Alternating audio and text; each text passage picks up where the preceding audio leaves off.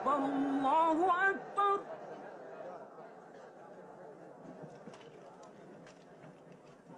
الله أكبر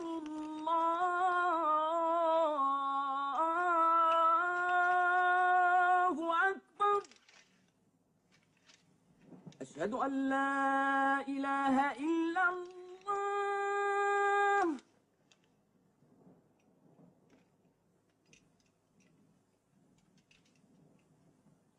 أشهد أن لا إله إلا الله.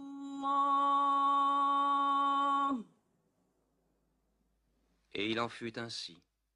Mahomet ne prit aucune revanche, et il n'en autorisa aucune.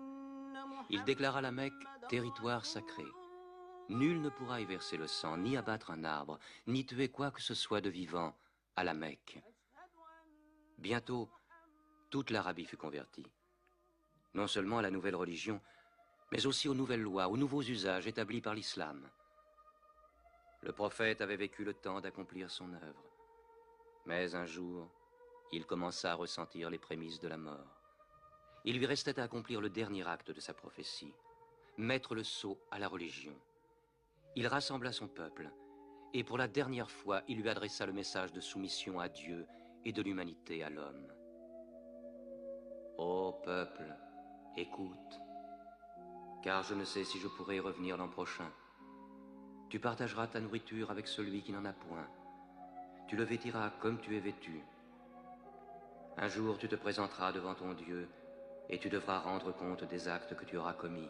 Ô vous tous qui êtes présents, faites parvenir ce message aux absents.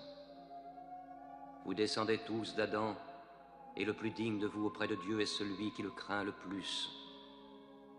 Réfléchissez profondément à ce que je viens de dire. Que toutes vos querelles soient abolies.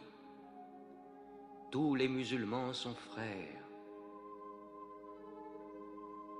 Entre musulmans, il ne doit exister ni race, ni tribu. Les biens d'un frère sont inviolables, sauf de son bon gré. Ne sois ni oppresseur, ni opprimé. Ô peuple, je ne suis qu'un homme. L'ange de la mort m'apparaîtra sans doute bientôt, et la mort m'étreindra. Mais j'ai laissé auprès de vous le livre de Dieu, le Coran, et la conduite de son prophète. Alors il répéta la dernière révélation du Coran, qui scellait la religion. Non les paroles de Mahomet, mais la parole de Dieu. Ce jour, j'ai parachevé votre religion, j'ai terminé ma mission auprès de vous, et je vous ai choisi l'islam pour religion. Mahomet mourut dans sa 63e année, le 8 juin de l'an 632. Bon nombre de ses fidèles refusèrent de le croire. Comment un homme comme lui pourrait-il mourir? Mais Abou Bakr, le compagnon du prophète, se rendit à la mosquée. Que celui qui adorait Mahomet sache que Mahomet est mort, mais que celui qui adore Dieu sache que Dieu est vivant et qu'il ne peut pas mourir. Mahomet fut enterré près de sa mosquée, à Médine. Mais la religion qu'il prêcha trouva sa place dans le cœur des hommes. Elle s'y fortifia, elle s'y multiplia. Aujourd'hui, à la Mecque, ils viennent encore.